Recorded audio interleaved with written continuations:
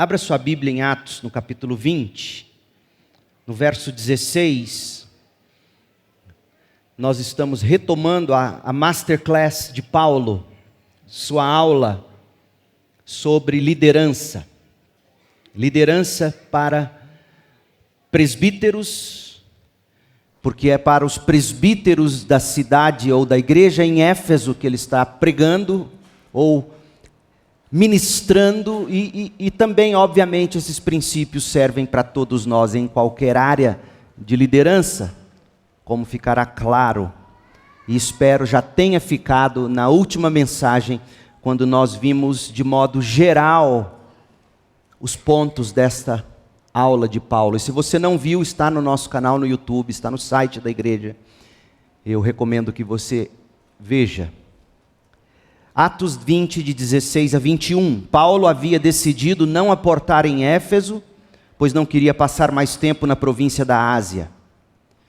Tinha pressa de chegar a Jerusalém, se possível, para a festa de Pentecostes. Por isso, em Mileto, 32 quilômetros de Éfeso, mandou chamar os presbíteros da igreja de Éfeso. Quando os presbíteros chegaram, Paulo lhes disse: vocês sabem que desde o dia em que pisei na província da Ásia até agora, fiz o trabalho do Senhor humildemente e com muitas lágrimas. Suportei as provações decorrentes das intrigas dos judeus. E jamais deixei de dizer a vocês o que precisam ou precisavam ouvir, seja publicamente, seja em seus lares. Anunciei uma única mensagem, tanto para judeus como para gregos. E esta foi a mensagem: é necessário que se arrependam, se voltem para Deus e tenham fé em nosso Senhor Jesus Cristo. A Bíblia é ela mesma, ela em si, um baú cheio de tesouros. E quando você abre a Bíblia, você descobre que dentro dela há centenas de repositórios menores, valiosos em si mesmos, e que contém joias de valor incalculável. Atos capítulo 20 é um desses repositórios dentro do grande baú de tesouros que é a Bíblia. Atos 20 é um repositório no qual está contido um dos maiores tesouros da igreja cristã. Você não pode deixar de saber disso, notar isso. Por isso nós estamos esmiuçando Atos capítulo 20. É um tesouro. Que tesouro é esse? É o ensino de Paulo, é a masterclass de Paulo sobre liderança. É precioso o que Paulo tem aqui para nós. O tema liderança é caro no mundo corporativo, em qualquer lugar onde você coloca os olhos hoje em dia. E a igreja sabe que ela precisa entender sobre liderança, tanto sabe que bebe dos livros dos quais jamais deveria beber.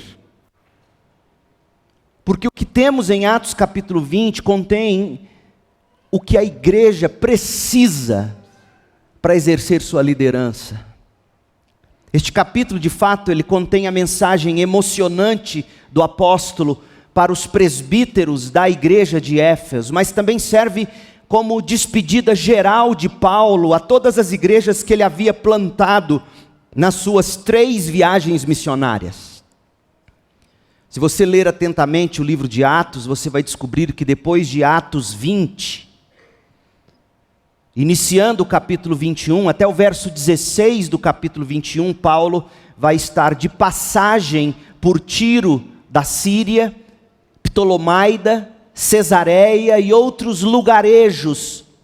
Atos 21, de 1 a 16.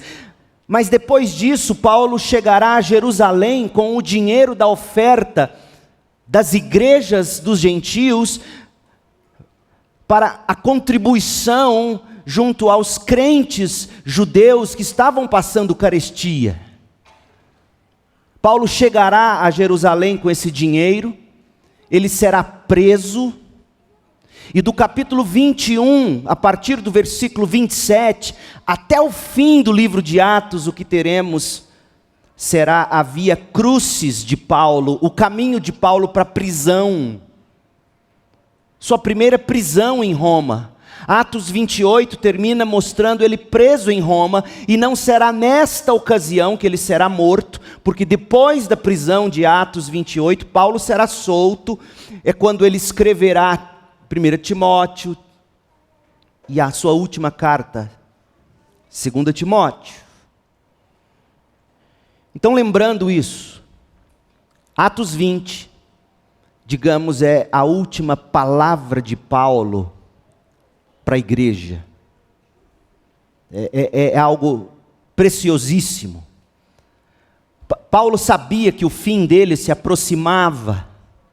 Ele sabia que muito provavelmente nunca mais veria o rosto daqueles presbíteros que ele tanto amava e de quem a igreja em Éfeso tanto precisava. E não só a igreja em Éfeso, como já vimos diversas vezes, toda a região da Ásia Menor, uma vez que a igreja em Éfeso era a base de Paulo para alcançar toda a Ásia Menor. Ele sabia, Paulo, que as igrejas da região dependiam da saúde desses presbíteros em Éfeso.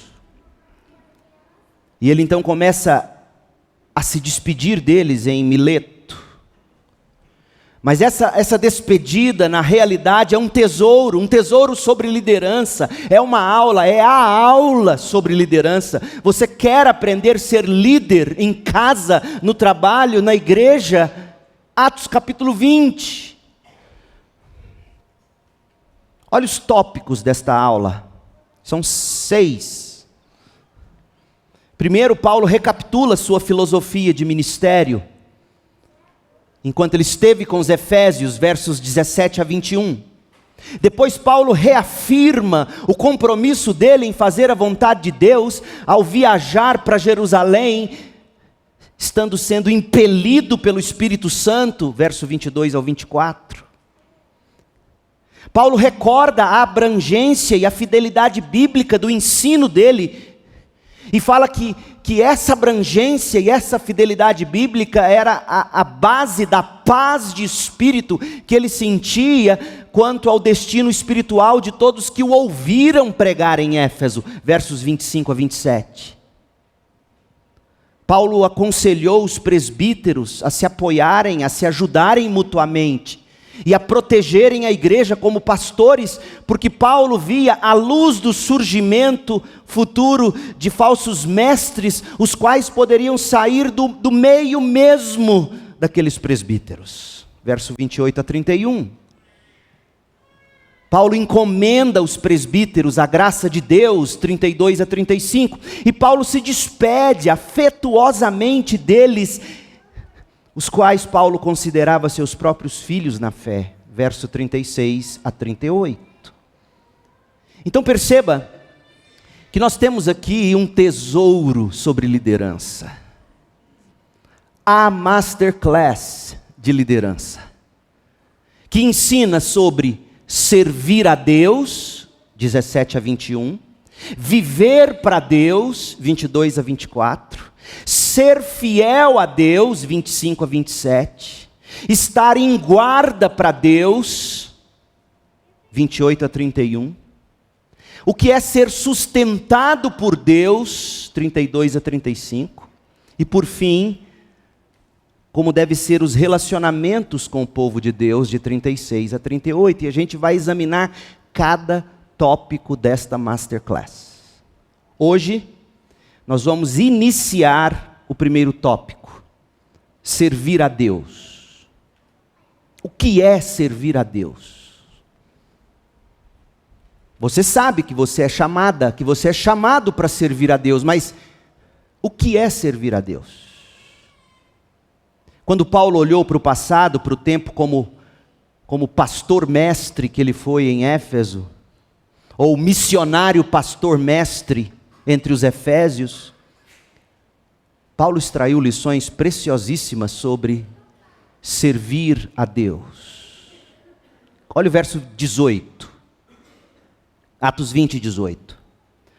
Quando chegaram a Mileto, os presbíteros de Éfeso, ele, Paulo, lhes disse: vocês sabem que desde o dia em que pisei na província da Ásia até agora, eu servi a Deus. Eu servi ao Senhor. A NVT coloca: eu fiz o trabalho do Senhor. E sabe o que ele vai fazer a partir deste ponto, até o final do verso 21? Ele vai listar o modo como ele serviu a Deus. Portanto, preste atenção na primeira parte do versículo 19. Fiz o trabalho do Senhor. Na Nova Almeida Atualizada está assim: servindo ao Senhor. Desde o dia em que eu coloquei meus pés na Ásia, vocês sabem que a única coisa que fiz foi servir a Deus. É a primeira coisa que Paulo destaca sobre liderança. Liderança é serviço. Liderança é diaconato em qualquer esfera onde Deus planta você. Um juiz da Suprema Corte é um servo, é um diácono público. O presidente da República, o gari, o varredor de rua, o sorveteiro, o advogado, o médico, o pai, a mãe, o pastor. Somos todos diáconos, somos todos servos. Paulo diz: você quer saber o que é liderança? Em primeiro lugar, liderança é servir. Mas pense sobre isto por um instante: servir. O que vem à sua mente quando você pensa sobre servir? O que é servir? Sério, tenta responder. O que é servir? O filho sabe o que é servir. E ele não está errado. O filho sabe que servir é fazer o que a mãe mandou ele fazer.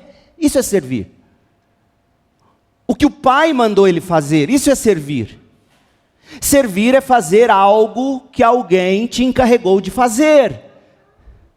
É fazer o que disseram para você fazer. É fazer o que mandaram você fazer. Isso é serviço. Traz à memória a ideia de humildade, obediência, submissão, conformidade, deferência, respeito. Agora, o que vem à sua mente quando você lê ao Senhor ou do Senhor? Servir, fazer o que te mandam. Ao Senhor, o que é isso? Você não está lendo aqui em Atos 20, 19, um Senhor, o artigo não é indefinido.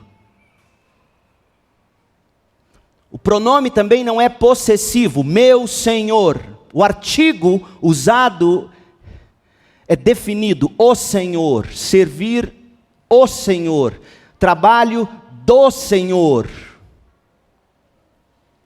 Por que eu destaco isso? Porque carrega a ideia de autoridade. Quem te manda servir tem autoridade para fazê-lo. Tem poder, tem domínio, tem governo, tem controle, tem majestade. Agora, coloca essas duas coisas juntas. Servir mais ao Senhor. Fazer o trabalho mais do Senhor.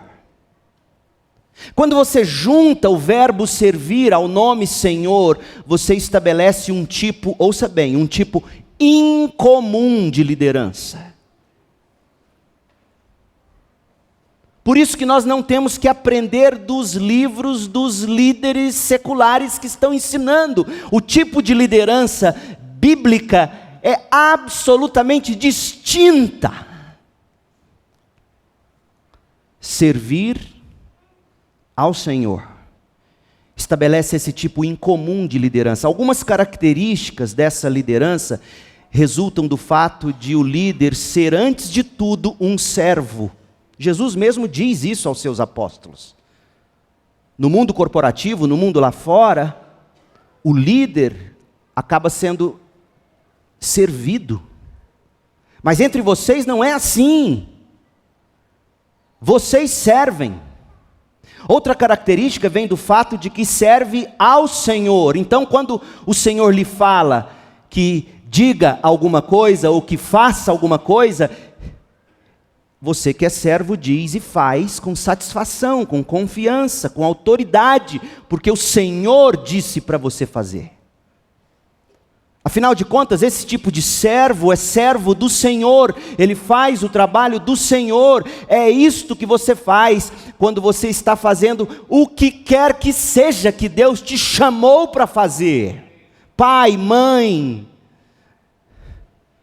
pizzaiolo, juiz da Suprema Corte, advogado, médico, não importa, você serve ao Senhor. Paulo vai dizer, faça como se estivesse fazendo a Deus e não aos homens. Esse é o princípio bíblico.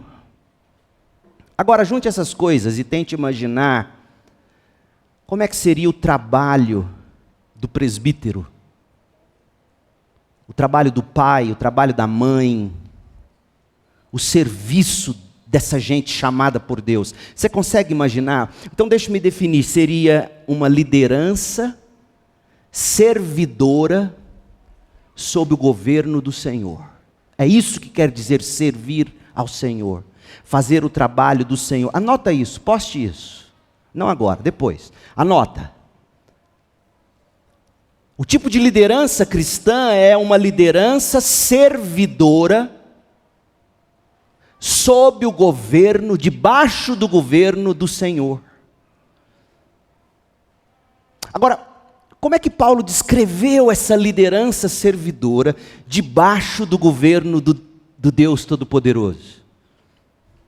Como é que Paulo descreve esse serviço ao Senhor, esse fazer o trabalho do Senhor, quando você se senta no seu consultório, você que é médico,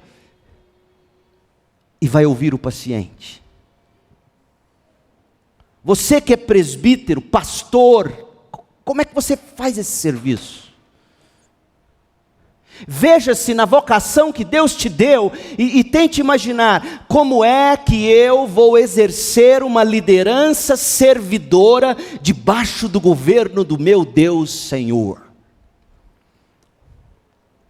Sem a ajuda da Bíblia, eu certamente não confiaria em mim mesmo para explicar como seria esse serviço, seja na igreja ou em qualquer esfera da vida.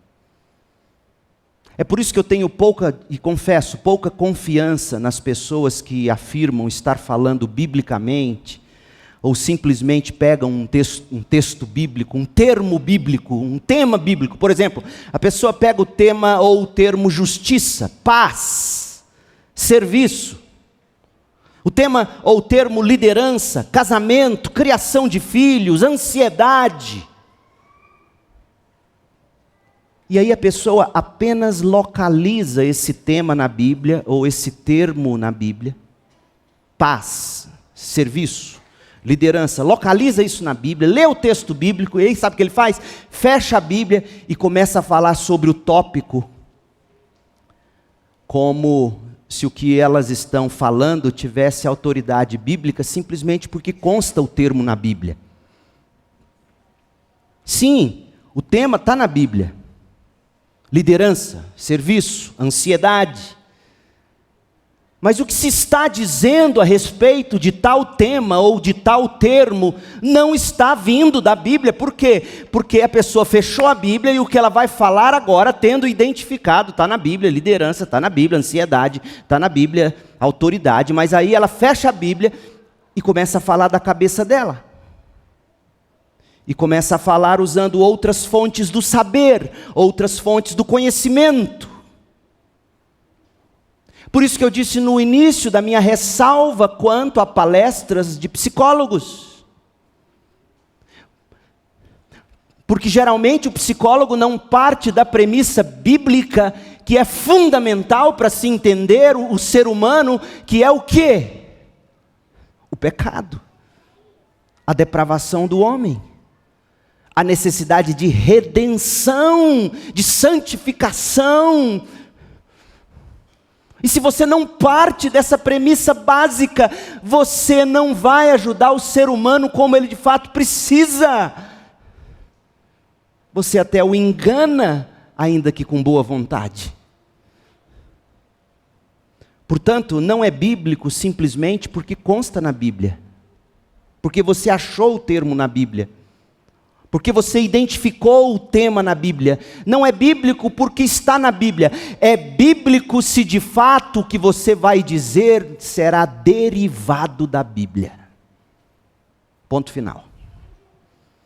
Então não se iludam. Eu tenho o dever como seu pastor de alertar vocês. Não é porque um sujeito abre a Bíblia, cita a Bíblia, e aí ele sai de trás do púlpito e começa. Aí ele vai, aí ele devaga. Por isso que eu tenho dificuldade nos últimos tempos, antes eu fazia muito isso, de sair e falar assim.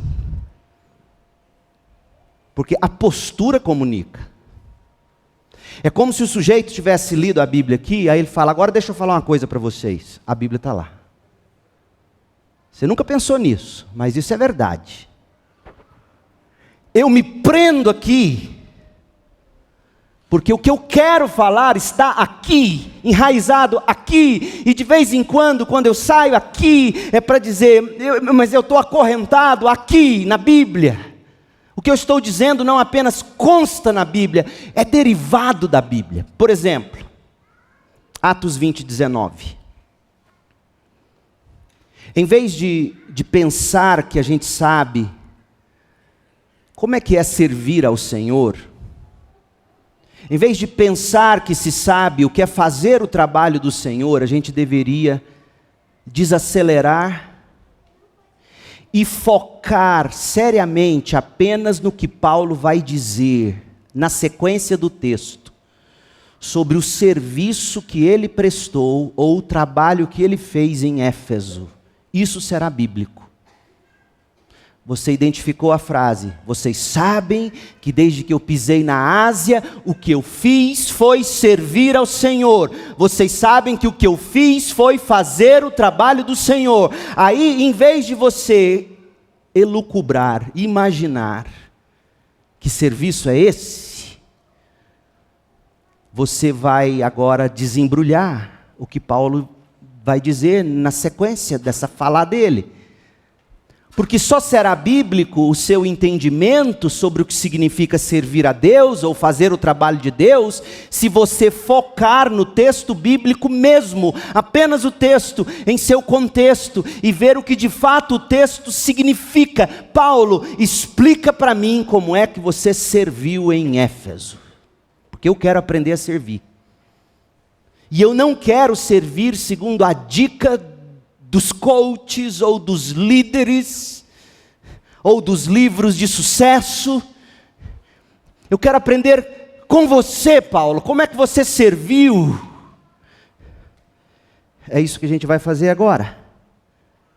A gente vai esquecer tudo que a gente aprendeu até aqui sobre o que é liderança, porque nós já vimos que liderança, para Paulo, é você exercer uma atitude servidora debaixo do governo de Deus. Ah, se você imagina assim, o que você está fazendo, adolescente, escuta, jovem, na sala de aula, seu trabalho é um estudante, você é um aluno, se você entende que você está ali servindo, sob o governo do Deus soberano, isso faz a diferença, como você trata professor.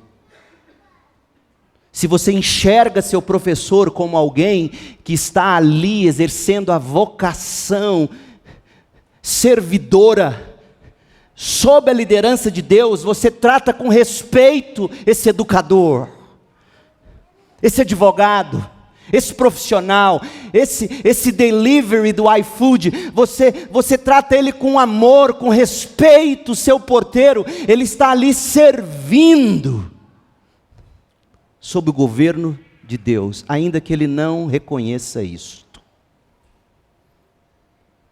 É importante você saber que tudo que está escrito em Atos 20, olhe para o texto agora, de 18 a 21, abra a Bíblia no texto.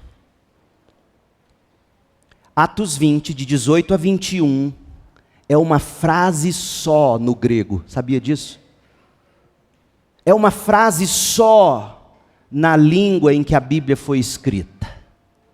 Quando Lucas escreveu os versos 18 a 21, ele fez isso numa frase só. O conteúdo inteiro está em uma única frase. Por quê? Porque foi a maneira de, em um fôlego só, Paulo explicar como ele serviu ao Senhor entre os efésios. Então preste atenção.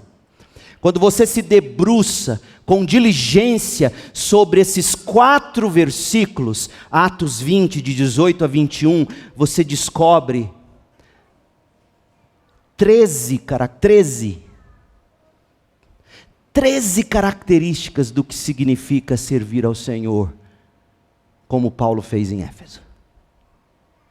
Ele vai dizer 13 coisas, num fôlego. E essas 13 coisas é o que Paulo chama, isto é servir ao Senhor. Então, meu povo, não seria uma pena se nós apenas disséssemos, os presbíteros devem servir ao Senhor, o crente deve servir ao Senhor. Paulo disse que ele serviu ao Senhor em Éfeso. E aí você fecha a Bíblia e não gasta o tempo devido para escutar o que ele disse em 13 pontos distintos, num fôlego só, numa frase só, o que foi que ele fez e o que ele chamou de servir ao Senhor. Como é triste saber que tem pregadores que fazem isso. Paulo serviu ao Senhor em Éfeso, fecha a Bíblia, sai de trás do púlpito, conta um monte de história, faz um monte de piada, como se a sua experiência fosse mais importante que o texto, como se a sua vivência fosse autoridade para a igreja. Nós não somos chamados, gente, você não é chamada, eu não sou chamado para ficarmos dizendo o que nós achamos que deveria ser feito. Nosso chamado é para identificar o que a Bíblia diz e pelo poder do Espírito viver, praticar, proclamar. É triste, mas infelizmente não é essa a realidade. O que infelizmente muita gente faz com a Bíblia é o seguinte: acham o tema, acham o termo, lê o tema, faz referência ao tema, dizendo está na Bíblia, fecha a Bíblia e sapeca no povo suas próprias histórias, suas próprias experiências, suas próprias ideias, seus próprios achados, nada bíblico, só o termo, só o tema, uma pena. Se não fosse trágico. Não é o que a gente vai fazer agora. Nós vamos manter a Bíblia aberta. Nós vamos olhar para as 13 descrições que Paulo fez, só que hoje eu vou me concentrar apenas em 3. E na parte 2 desta mensagem, nós vamos ver as outras 8, se Deus assim permitir. Então a pergunta que a gente vai responder agora é a seguinte: o que significa servir ao Senhor, Paulo? Você diz que serviu ao Senhor desde o dia que pisou seus pés na Ásia. O que você fez lá? Como é que eu posso servir meus filhos, minha esposa, meu marido, meus pacientes, meus clientes, meu próximo? O que significa fazer o trabalho do Senhor? Porque eu espero que você, independentemente do que você faça, de segunda a sexta, em seu horário comercial, às vezes também no sábado, alguns também no domingo, se você não tem a convicção de que o que você faz é trabalho para o Senhor, você está vivendo errado. Você vive para Deus. Paulo te chama com a autoridade apostólica de dizer: o que quer que você faça, que seja feito a Deus, não aos homens. Então o que significa servir a Deus? Primeira coisa que Paulo vai dizer, você prestou atenção? Verso 19. Fiz o trabalho do Senhor humildemente. A NAA coloca assim: servindo o Senhor com toda a humildade. Portanto, a primeira coisa sobre o serviço é o estado do coração. E isso não te ensinam em masterclasses de liderança. Humildade. Você quer aprender a servir a Deus? humildade naquilo que Deus te colocou para fazer. É muito triste ouvir pessoas dizendo, não é o caso dos nossos, por favor não se ofendam, não há recado meu para nenhum membro da igreja, mas a gente ouve as pessoas dizerem, médicos se acham deuses, advogados se acham deuses, nossas lideranças políticas se acham deuses, fulano se acha. É tão triste saber que se fala isso, inclusive, de quem se diz cristão. Servir significa humildade. Não importa a posição em que Deus te colocou. Humildade, o que é humildade? É a postura de quem se vê sem importância. Não estou tirando isso da minha cabeça, não. Eu vou te mostrar os textos bíblicos. Eu te falei que não tem que sair da minha cabeça as definições, nem da sua. Humildade é a postura de quem se vê sem importância, não se acha. Eu passei para medicina na UFG. Que loucura esse troço aqui em Goiás, meu povo. Eu morei do lado da Unicamp. Eu não vi aluno de Unicamp paulista com o orgulho que eu vejo aqui. É humildade. A postura de quem se vê sem importância. Humildade é, em primeiro lugar, um sentimento em relação a Deus, que tem o direito absoluto sobre a sua vida, que pode fazer com que você faça o que Ele quiser, porque Ele tem autoridade absoluta para lhe dizer o que é melhor para você, e isso é ótimo para você. Humildade é um espírito de total entrega e total submissão ao Senhor, que é o mestre. Humildade é barro na mão do oleiro. Ele te molda. Ele te diz o que fazer. Segundo, humildade é também um sentimento em relação ao próximo. Significa sentir-se em dívida com todas as pessoas por causa da forma graciosa com que Deus nos tratou em Cristo Jesus. Humildade é o oposto de sentir que todo mundo te deve alguma coisa. Escute isso aqui, crente. Porque a maioria das pessoas se ofendem com a igreja porque não entenderam isso. Humildade é o oposto de sentir que todo mundo lhe deve alguma coisa. Por exemplo, achar que todo mundo deve a você atenção.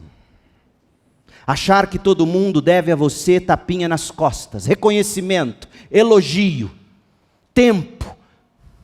Achar que as pessoas devem algum tipo de retribuição a você. Ah, eu fiz tanto e ele fez nada por mim.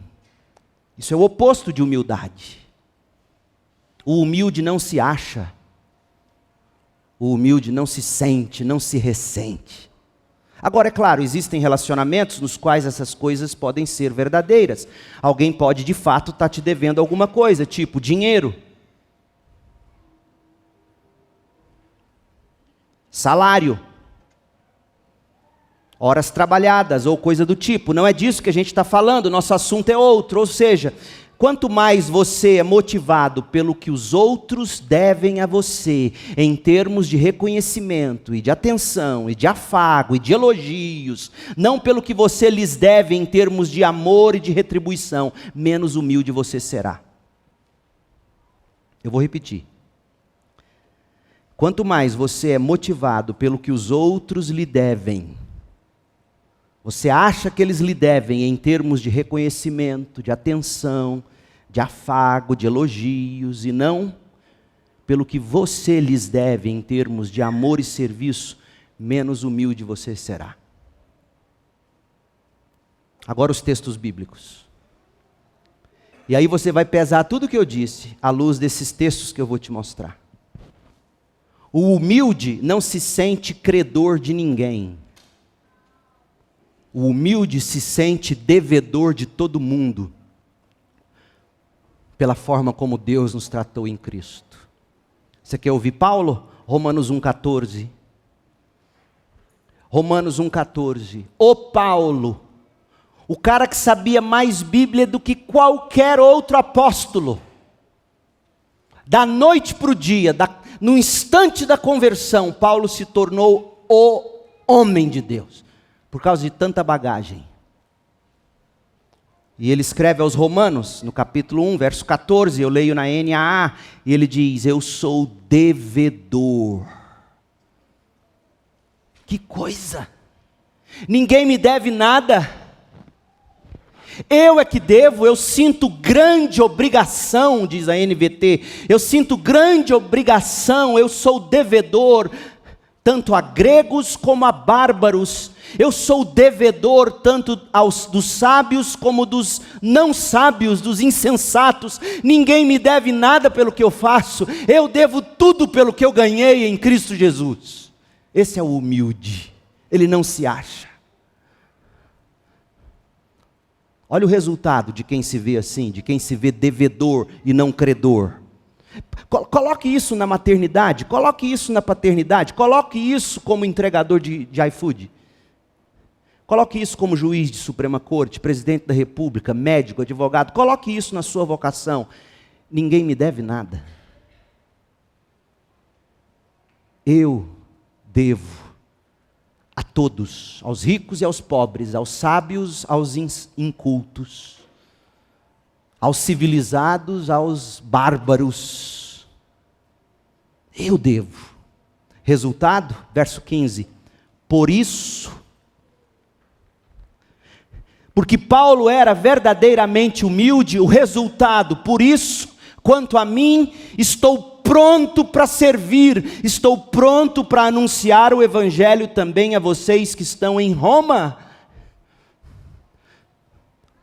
A primeira regulagem que Deus faz em nós, quando nos salva e nos chama para servir, jogue no lixo a concepção de que as pessoas te devem alguma coisa, te devem atenção, reconhecimento, carinho, afago, afeto, minha linguagem do amor. Joga esse livro fora, isso não é bíblico. Jogue as 5 linguagens do amor fora. A linguagem do amor de Deus é: eu sou devedor. A minha esposa, ao meu marido. Por isso, estou pronto para servir, Paulo está dizendo. A humildade se calça das seguintes sandálias, e não é croque. Crente não deve usar croque, joga isso no lixo. É feio, dá chulé, homem usando aquele trem feio. Joga fora, compra uma Havaianas, bonita. Branquinha, com tarja preta ou azul. Olha as Havaianas do crente, Filipenses 2, verso 3.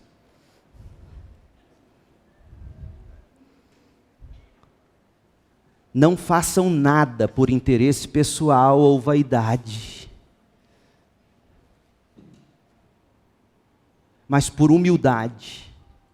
Escuta, deixa eu te dizer uma coisa, principalmente para aqueles que gostam de servir as pessoas, ouçam o que eu estou te dizendo, Paulo conhece isso.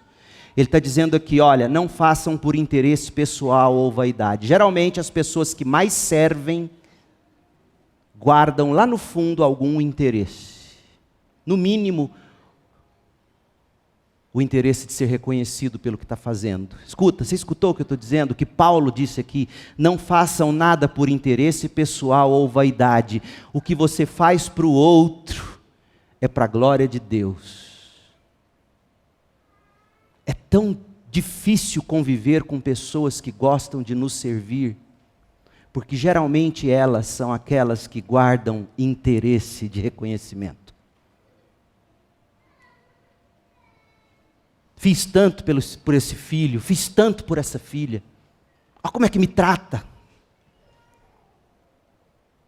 Fiz tanto por essa pessoa, nem muito obrigado, pastor. Eu tenho que guardar meu coração desse sentimento. Não se iluda, eu não sou santo e imune a isso não. Eu talvez mais do que qualquer um de vocês sou tentado a dizer isso, o que eu fiz. E olha como me trata agora. Não façam nada por interesse pessoal ou vaidade, mas por humildade.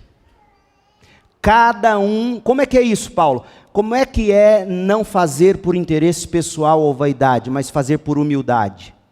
Paulo explica, cada um considerando os outros superiores a si mesmo. Não é considerar o outro naquilo que ele de fato é melhor do que você. Afinal, você em tal coisa é melhor do que ele, aí você compara e fica empatado. Então dá para você tratar o outro. Paulo não está fazendo esse tipo de conta. Você vai olhar para o outro e ponto. E vai dizer, ele é superior a mim mesmo. A postura de quem serve é essa. Não tendo em vista somente os seus próprios interesses, mas também os dos outros. Essas são as sandálias que os pés dos que servem sob o governo de Deus calçam.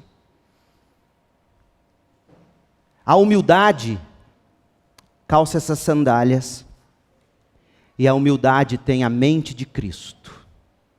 Filipenses 2, de 5 a 8, olha o que Paulo vai dizer. Na sequência, Paulo vai dizer, tenham entre vocês o mesmo modo de pensar de Cristo Jesus. Porque ele sim poderia se orgulhar, mas não se orgulhou. Porque ele, mesmo existindo na forma de Deus, não considerou o ser igual a Deus algo que deveria ser retido a qualquer custo. Pelo contrário, ele se esvaziou, assumindo a forma de servo, tornando-se semelhante a seres humanos e, reconhecido em figura humana, ele se humilhou, tornando-se obediente até a morte e morte de cruz. A humildade produz gente assim. Na masterclass de Paulo, ele que era um homem que tinha a mente de Cristo, a primeira coisa que se aprende é que servir ao Senhor é humildade. É ter a postura de quem se vê sem importância. É considerar os outros mais importantes, superiores a si mesmos. Humildade é se sentir devedor dos outros, não credor. Humildade é se colocar como barro nas mãos do oleiro e dizer, Senhor, molda-me. Como falta esse tipo de espírito entre nós crentes. Vamos ser uma igreja assim? Vamos ser uma igreja assim? De modo prático, todo domingo, na congregação, não importa se você vai ouvir, não, eu já frequento aqui tem uns 30 anos. Mas olhe para o outro. Cuide do outro. Ninguém está olhando para você, ninguém está cuidando de você. Será que você já tentou olhar para alguém? E cuidar de alguém, abraçar alguém, e se oferecer para alguém? Vamos ser humildes, vamos ser conhecidos como um povo que é humilde, que não olha para o outro com o nariz empinado, que não acha superior a ninguém. Vamos ser assim. Vamos abraçar uns aos outros, vamos cuidar uns dos outros. Não vamos deixar ninguém sair daqui sem ouvir um oi, que bom que eu te conheci hoje, que bom que você veio. Mas tem mais, humildade é acompanhado geralmente de lágrimas, porque servir, além de humildade, fazer o trabalho do Senhor, além de humildade, significa lágrimas. Atos 20, 19, volte lá no texto. Atos 20, 19, eu fiz o trabalho do Senhor humildemente, com muitas lágrimas. Sabia disso? Sabia que servir ao Senhor envolve lágrimas? É por isso que a gente não gosta de servir, porque no fundo, a gente sabe, quando você se envolve com alguém, você se compadece da pessoa, você sofre com ela. Ou sofre com as espinhadas dela. Por isso que é difícil, mas esse é o nosso chamado. O que geralmente faz a gente chorar? O que te faz chorar? As lágrimas escorrem no rosto por causa de dor física. Às vezes a dor é tanta que a gente chora. Às vezes a perda é tão dolorosa que a gente chora. A frustração é tamanha que a gente chora. A raiva é tanta que a gente chora de raiva. A alegria é tanta que a gente chora. A contrariedade é tanta que a última coisa que faltava para você desabar é aquela cabeçada na porta do armário. Pronto, você desaba em lágrima. Amor não correspondido faz chorar. Tristeza profunda, enfim. Eu não sei o que Paulo tinha em mente aqui em Atos 20, 19, quando ele disse que fez o trabalho do Senhor, servia ao Senhor com lágrimas, mas em Atos 20, 31, ele vai dizer que durante os 3 anos que esteve com os efésios, dia e noite, ele nunca deixou de os aconselhar com lágrimas. Então aqui em Atos 20, 31, parece que as lágrimas foram lágrimas de intenso anseio pela santidade dos crentes. Paulo queria ver aquele presbítero mudado, aquela ovelha mudada, mas não adiantava, parece que era dar murro em ponta de faca. Sabe o que é chorar por um filho que não muda? Chorar por alguém que não aprende. É disso que Paulo está falando em Atos 20, 31. Só que em Atos 20, 19, Paulo não diz qual teria sido a razão para suas muitas lágrimas. O que se pode deduzir? Essas muitas lágrimas, certamente que não eram alguma fraqueza emocional, não faria sentido nesse contexto. Paulo não mencionaria suas fraquezas emocionais aqui, nesse sentido, não é isso. Então, de onde veio esse rio de lágrimas em Atos 20, 19? Parece que o que devemos inferir é o seguinte: servir a Deus significa envolver-se, escuta isso, crente, escuta isso, igreja. Servir a Deus não é só dar aula na EBD, não é só ser membro de uma diretoria ou ter um cargo, tocar, cantar. Servir ao Senhor significa envolver-se tão intensamente na luta das pessoas que você que está servindo chora e chora muito pelas lutas dela. E isso só é possível se você viver uma vida plugado na intimidade com alguém, pequenos grupos, relacionamentos discipuladores. Você se envolve a tal ponto na luta das pessoas que você chora com elas, você chora por elas.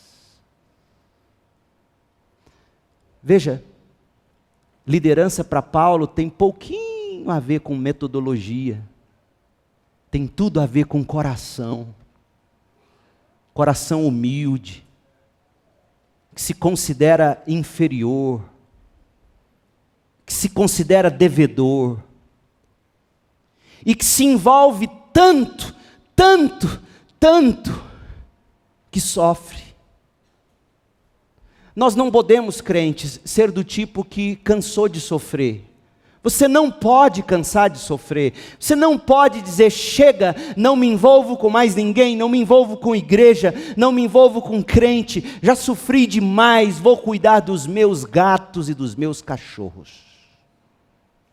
Fiquei sabendo que até gato abandona o dono. Descobri lá o gato Calvino, lá no Palavra da Vida, do professor Marcos. Calvino. Achou o Calvino, cuidou do Calvino, magrelo, deu o nome de Calvino, honrou o coitado do gato, fedorento. Comprou ração, cara, a Bruninha conheceu o Calvino. O Calvino descobriu que a vizinha tem 2 gatas. O Calvino começou a morar na casa da vizinha. O Calvino abandonou o professor Marcos. Até gato abandona você.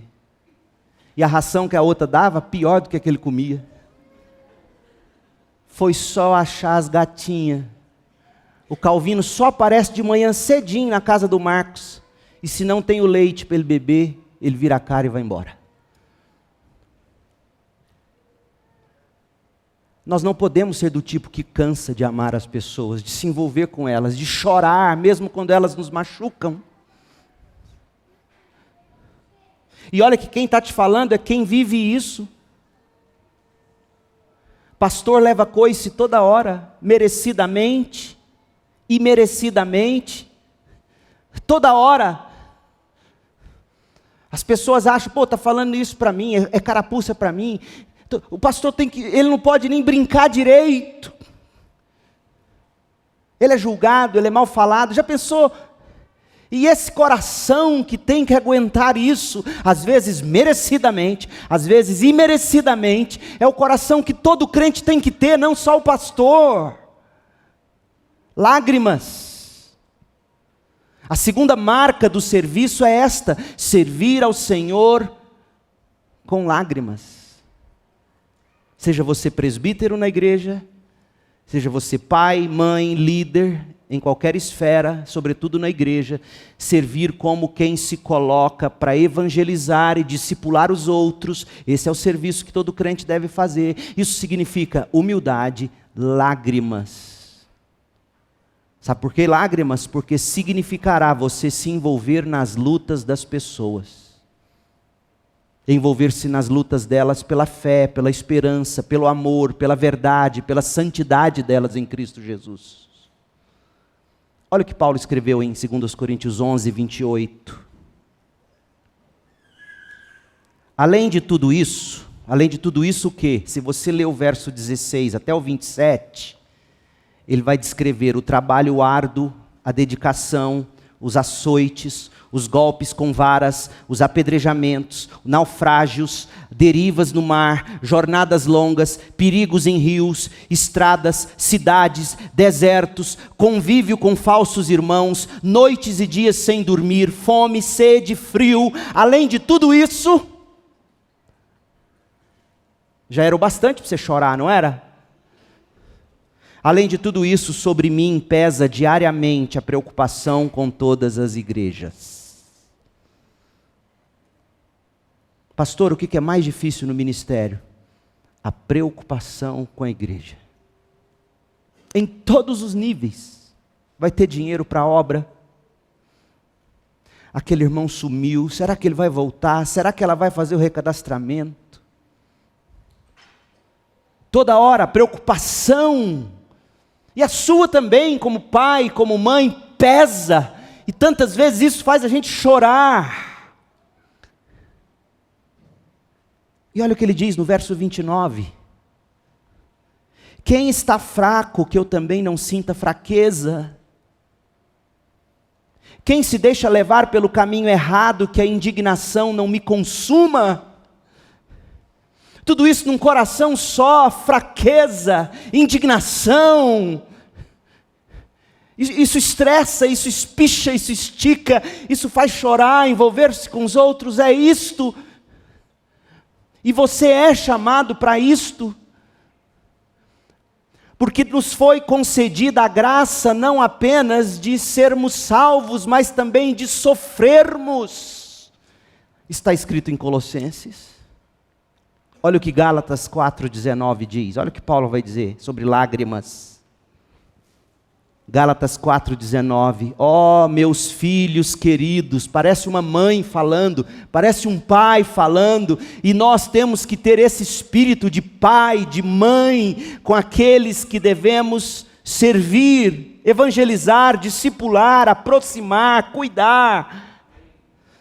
Ó, meus filhos queridos, sinto como se estivesse passando outra vez pelas dores de parto por sua causa, e elas continuarão até que Cristo seja plenamente desenvolvido em vocês.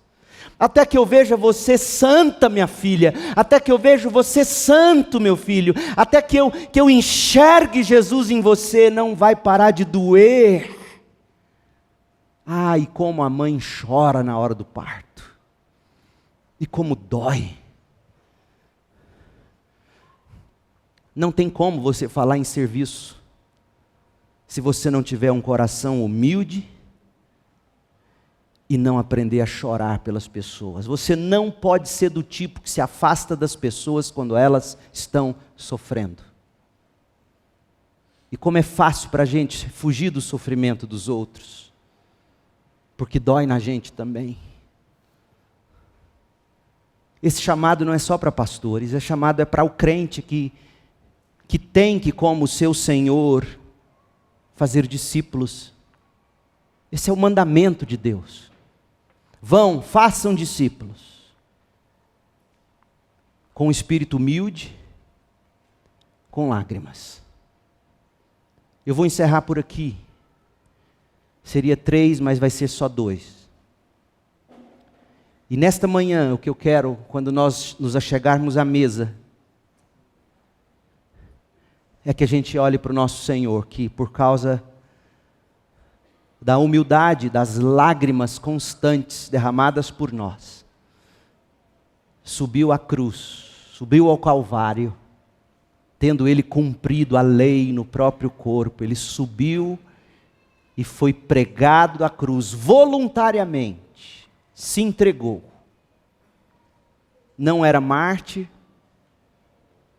Ele se entregou. Ele disse a hora de morrer: Pai, nas tuas mãos entrego o meu espírito. Aí Ele dá o último suspiro e Ele diz: agora sim, eu vou morrer. Ninguém tira a vida de mim, eu a dou. Ele é Deus, Ele é soberano, humildemente, com lágrimas. Deus perdoa. Eles não sabem o que fazem. Ele sobe à cruz, Ele é pregado ali como nosso cordeiro. A ira de Deus é derramada sobre Ele. Ele morre como substituto. Ele é sepultado, Ele ressuscita vitorioso.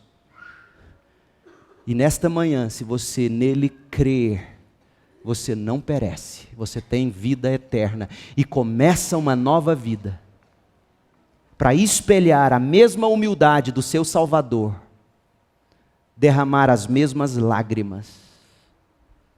Você já sentiu que quando você se dispõe a servir a Deus, começa a ser difícil?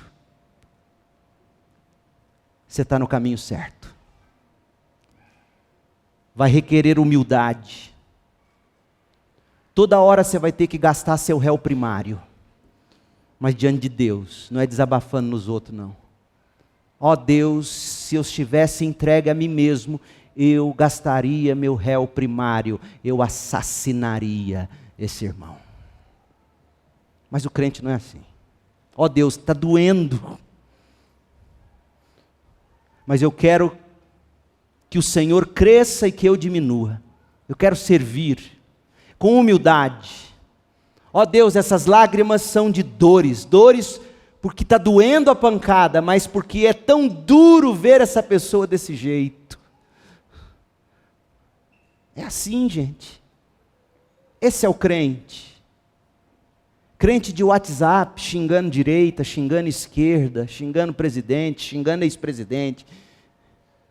Você não precisa ser nascido de novo para fazer isso. Quem não é nascido de novo faz isso. Agora, chorar. Como ontem, eu chegando do Maísa, eu e Cris no meu carro, viro na rua de casa, na T47, T1, viro na T47, naquele bar que tem lá, Buenos. Direto agora, gente saindo na contramão, já por 2 vezes seguidas, quase de frente. O velho Leandro meteria a mão na buzina, pegaria a tranca do carro, ou a airsoft. Mas ontem eu vi pela primeira vez o novo Leandro, nessa situação. Eu lamentei, eu falei, ó Deus. A gente tem que aprender a lamentar diante do pecado dos outros. Chorar, se humilhar. Deus te chama a isso nesta manhã. Nas pequenas coisas, aprender a lamentar. Não é mão na buzina, não é grito, não é xingamento. É a mesma atitude que houve em Cristo Jesus. Embora sendo Deus, não se orgulhou disso, não saiu gritando, você sabe com quem você está falando? Antes, esvaziou-se, tomou a forma de servo. Ai, como ele chorou por causa dos nossos pecados. Paulo está ensinando isso, Jesus modelou isso, e você é capaz de viver essa vida se você se entregar a Cristo Jesus e com arrependimento e fé, de novo e toda hora. Faça esse compromisso. Feche seus olhos. Ore comigo. Ó meu Deus, é impossível viver esta vida na própria carne, na própria força, ainda que com força de vontade. Na primeira oportunidade, além do que conseguimos suportar, a humildade vai evaporar, as lágrimas vão se secar, e o velho homem voltará à vida. Mas nesta manhã eu te peço em nome de Jesus, mantenha morto o meu velho homem, o nosso velho homem. Faça de nós homens e mulheres humildes, que entenderam que servir ou agir como servidores sob o governo do Senhor Deus significa, antes de tudo, humildade. Ver o outro como superior a nós. Aquele menino revelento que não muda, aquele aluno superior a mim.